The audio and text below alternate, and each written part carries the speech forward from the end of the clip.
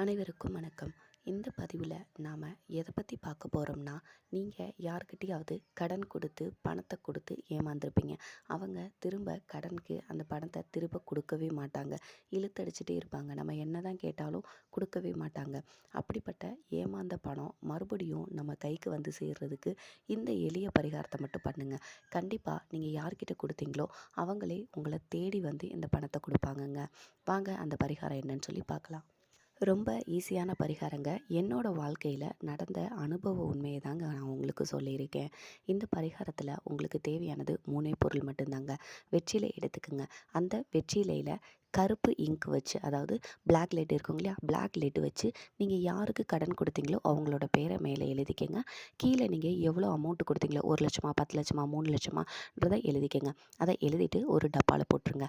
அதுக்கடுத்து பச்சை கற்பூரம். பச்சை கற்பூரம்னாலே ரொம்ப ரொம்ப பாசிட்டிவ் எனர்ஜியை கொடுக்கக்கூடியதுங்க. அந்த இடத்துல நெகட்டிவ் எனர்ஜின்றதே கிடையாதுங்க. ஏன்னா பச்சை கற்பூரத்தை பற்றி நீங்கள் என்ன செஞ்சாலுமே அது அப்படியே நடக்குங்க. நீங்கள் என்ன வேண்டுனாலும் அது அப்படியே கிடைக்குங்க. அப்படிப்பட்ட பச்சை கற்பூரத்துக்கு பணத்தை ஈர்க்கிறதுக்கான அதிகமான சக்திகள் இருக்குங்க. அந்த பச்சை கற்பூரத்தையும் அதே டப்பாவில் நீங்கள் வெற்றிலைக்கு பக்கத்தில் போட்டுருங்க. அதுக்கடுத்து நீங்கள் பயன்படுத்தக்கூடியது விரலி மஞ்சள்ங்க. குழம்புக்கு நீங்கள் பயன்படுத்துவீங்க இல்லையா மஞ்சள், அந்த விரலி மஞ்சள்ங்க. அந்த விரலி மஞ்சளையும் அந்த டப்பாவில் போட்டுருங்க. அந்த டப்பாவை நல்லா க்ளோஸ் பண்ணி உங்களோட பூஜை அறையில் வச்சு வெள்ளிக்கிழமை நல்ல சாமியை உங்களோட இஷ்ட தெய்வத்தையும் குலதெய்வத்தையும் வேண்டிக்கங்க. வேண்டிட்டு எனக்கு யாரால் நான் ஏமாந்தனோ அவங்க திரும்ப வந்து என்கிட்டயே வந்து அந்த பணத்தை கொடுக்கணும்னு சொல்லிட்டு 3 வெள்ளிக்கிழமை நல்லா இதை செஞ்சு மனசால் நீங்கள் வேண்டிக்கங்க. கண்டிப்பாக யார் உங்ககிட்டேருந்து பணத்தை வாங்கிட்டு போயிருந்தாங்களோ அவங்களே திரும்ப வந்து உங்ககிட்ட கொடுப்பாங்கங்க. அந்த வெற்றிலை மட்டும் வாடிருச்சுன்னா அதை மட்டும் நீங்கள் தண்ணியில் கால்படாத இடத்துல தண்ணியில் போட்டுருங்க. மற்றபடி 3 வெள்ளிக்கிழமை அந்த இது வந்து பூஜை அறையிலேயே இருக்கட்டுங்க. அந்த டப்பா வந்து வெற்றிலையை மட்டும் அப்பப்போ அவங்க பேரை வந்து நீங்கள் எழுதி மறுபடியும் அந்த வெற்றிலையை மட்டும் அதுக்குள்ளே போட்டுருங்க. மற்றது எல்லாமே அப்படியே இருக்கட்டுங்க. 3 வெள்ளிக்கிழமை இதை நீங்கள் தொடர்ந்து செய்யுங்க. கண்டிப்பாக உங்ககிட்ட யார் ஏமாந்தீங்களோ, நீங்கள் யார்கிட்ட பணத்தை கொடுத்து திரும்ப கொடுக்காம இருக்காங்களோ அவங்களே தேடி வந்து உங்ககிட்ட கொடுப்பாங்கங்க. இது கண்டிப்பாக நடக்குங்க. என்னோட அனுபவத்தில் நான் கொடுத்த 5 லட்சத்தை நான் இப்படி தாங்க மீட்டேன். ஸோ உங்களுக்கும் இந்த எளிய பரிகாரம் ஈஸியாக கண்டிப்பாக நடக்கும். நீங்கள் கண்டிப்பாக ட்ரை பண்ணி பாருங்கள்.